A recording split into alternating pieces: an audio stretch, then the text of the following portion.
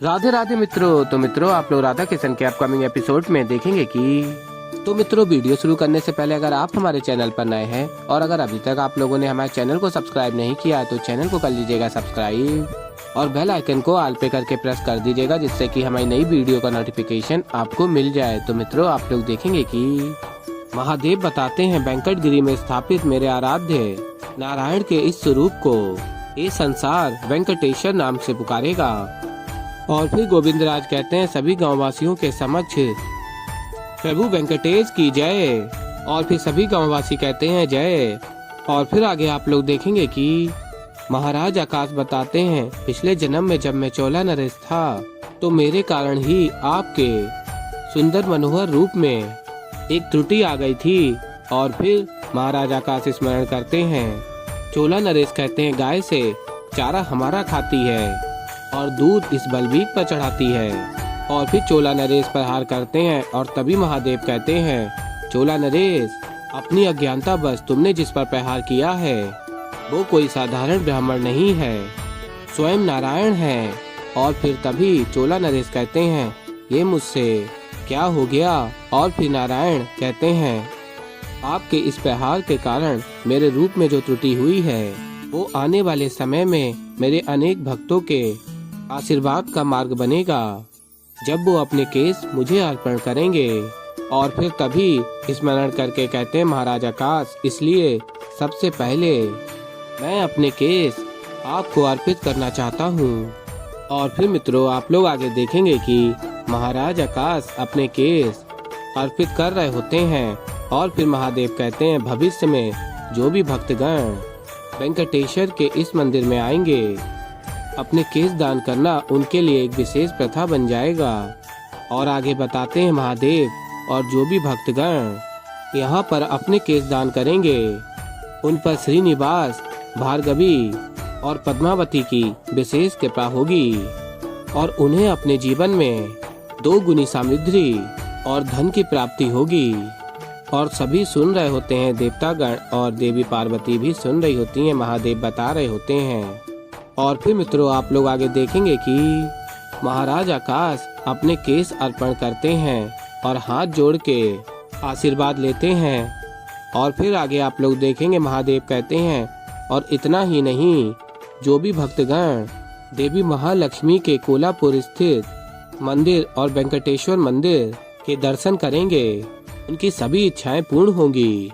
और बताते हैं आगे महादेव मैं अत्यंत सौभाग्यशाली हूँ जो श्रीनिवास भार्गवी की इस महान प्रेम गाथा का एक भाग बन पाया। वो महान प्रेम गाथा जिसे ये संसार सदैव स्मरण रखेगा।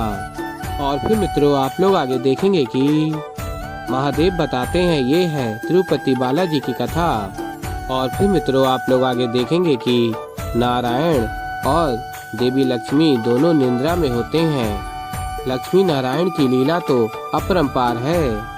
और कहते हैं इंद्रदेव ये समस्त सृष्टि नारायण के स्वप्न मात्र ही तो है और ये उनका स्वप्न ही है जिसके कारण हम सभी को ऐसी अद्भुत कथा देखने का सौभाग्य प्राप्त हुआ।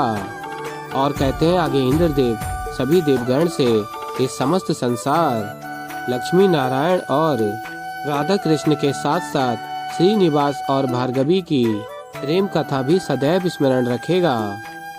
और फिर मित्रों आप लोग आगे देखेंगे कि सूर्य देव बताते हैं पृथ्वी लोक को अब ये आशीर्वाद है महालक्ष्मी मंदिर का कोलापुर में और वेंकटेश्वर मंदिर का वेंकटगिरी में इस प्रकार से सभी भक्तों को सदैव लक्ष्मी नारायण का आशीर्वाद प्राप्त होता रहेगा। और फिर मित्रों आप लोग आगे देखेंगे कि इंद्रदेव कहते हैं सभी देवतागण से ऐसी दिव्य कथा देखने का सौभाग्य प्रदान करने हेतु मैं देवी लक्ष्मी और प्रभु श्री हरि नारायण का धन्यवाद करना चाहिए। और फिर तभी इंद्रदेव और सभी देवगण पहुँचते हैं बैकुंठ और देखते हैं नारायण और देवी लक्ष्मी को निद्रा में। और बताते हैं सभी देवगण को देवी लक्ष्मी और नारायण तो अभी निद्रा में हैं, सर्वकाल ज्ञानी है, ये समस्त सृष्टि के संचालन का दायित्व लक्ष्मी नारायण का है। यदि ये अपनी निद्रा से जागृत न हुए तो घोर संकट उत्पन्न हो जाएगा। और फिर सूर्यदेव कहते हैं किंतु इन्हें जागृत कैसे किया जाए देवराज। और फिर इंद्रदेव बताते हैं, सूर्यदेव और सभी देवगण को मुझे ज्ञात है, कौन इन्हें सचेत कर सकता है। और फिर मित्रों आप लोग आगे देखेंगे कि द्वारिका में दाऊ कहते हैं, कान्हा देखो मैं भली भांति समझ रहा हूँ कि तुम मुझे मात्र ऐसे सताने के लिए छिप रहे हो। यदि तुम शीघ्र ही मेरे सामने नहीं आए तो तुम्हें मेरे क्रोध का सामना करना पड़ेगा, मैं बता रहा हूँ। और फिर बलराम दाऊ देख रहे होते हैं सभी तरफ, किंतु कान्हा को ढूंढ नहीं पा रहे होते हैं दाऊ, और चिंतित हो रहे होते हैं। और फिर कहते हैं बलराम दाऊ, स्वयं ही मुझसे कहा कि प्रातः प्रातः कहीं चलना है तो तैयार रहना। अब मैं तैयार हूँ, तो ना जाने ये कहाँ रह गया है। ये कान्हा प्रत्येक दिवस चिंता का कोई ना कोई कारण मुझे देना इसके लिए अत्यंत आवश्यक है। पूर्ण नगरी में ढूंढते रहो इसे। और बलराम दाऊ ढूंढ रहे होते हैं कान्हा। और फिर मित्रों आप लोग आगे देखेंगे कि राधा और कृष्ण निद्रा में होते हैं।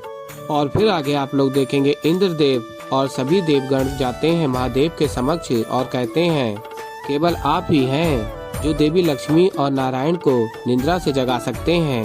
यदि वो इसी प्रकार निद्रा अवस्था में रहे तो सृष्टि का संतुलन नष्ट हो सकता है प्रभु।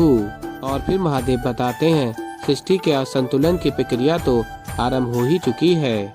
और फिर इंद्रदेव कहते हैं, किंतु महादेव आपके कहने का तात्पर्य क्या है। और फिर महादेव कहते हैं, समय का अंतर देवराज। और फिर आगे महादेव बताते हैं, आपके देवलोक पर तो कुछ ही क्षण बीते हैं, परंतु धरती लोक पर कई माह बीत चुके हैं। और वहाँ लक्ष्मी नारायण के अनुपस्थिति का प्रभाव उनके भक्तों पर स्पष्ट दिखाई पड़ रहा है। और फिर मित्रों आप लोग आगे देखेंगे कि भक्त कहता है, हे देवी अम्बाबाई, आपने तो आशीर्वाद दिया था कि आपके इस जो चोलापुर मंदिर में आएगा उसकी सारी मनोकामना पूर्ण हो जाएगी, आप उसके सारे कष्ट दूर करेंगी। और कहता, मैंने अपनी पत्नी के स्वास्थ्य के लिए आपसे पूर्ण निष्ठा के साथ प्रार्थना की, किंतु का स्वास्थ्य तो दिन पर दिन बिगड़ता ही जा रहा है। हमसे अगर कोई भूल हो गई है तो हमें क्षमा करना माते। और फिर तभी दूसरा भक्त कहता है, मैंने सुना था कि यहाँ केश दान करने पर भक्तों की मनोकामना पूर्ण होती है और उन्हें 2 गुना धन और समृद्धि का लाभ होता है। मेरा ऋण तो बढ़ता जा रहा है प्रभु। और फिर आगे आप लोग देखेंगे इंद्रदेव कहते हैं, सभी देवतागण के साथ, महादेव कृपा कर लक्ष्मी नारायण को सचेत कीजिए, अन्यथा भक्त जनों को इसी प्रकार पीड़ित होना पड़ेगा प्रभु।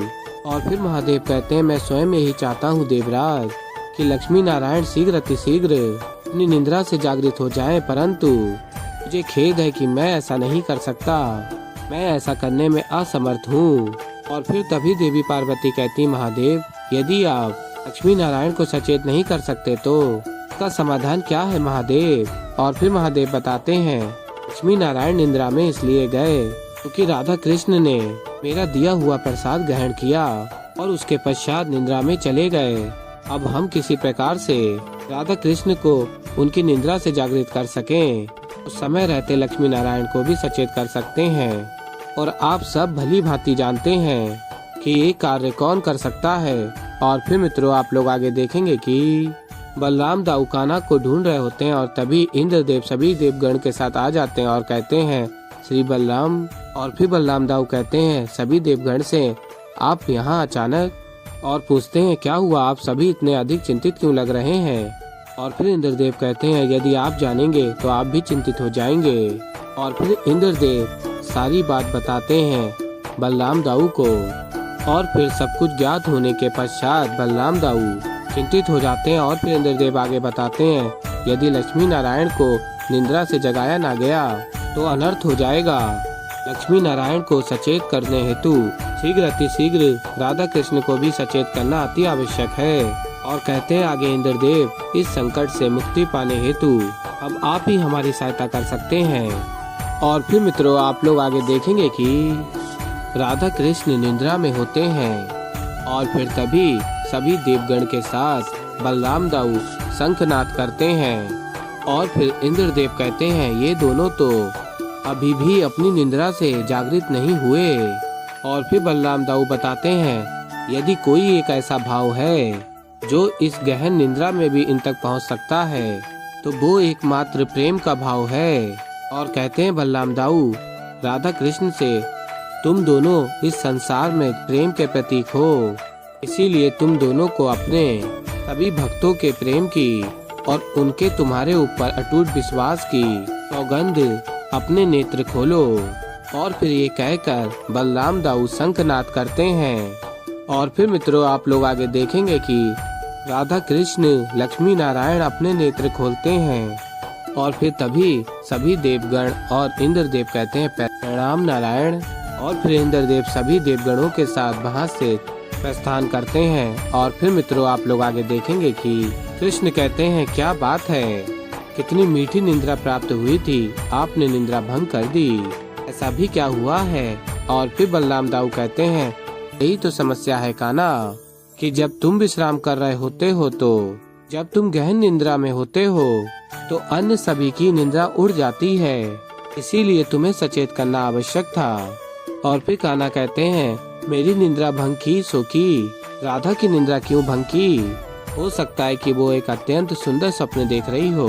और फिर राधा कहती है सत्य कहा तुमने कृष्ण। तो ऐसे ही मित्रों आगे और भी बहुत कुछ देखेंगे, तो अभी के लिए इस वीडियो में इतना ही।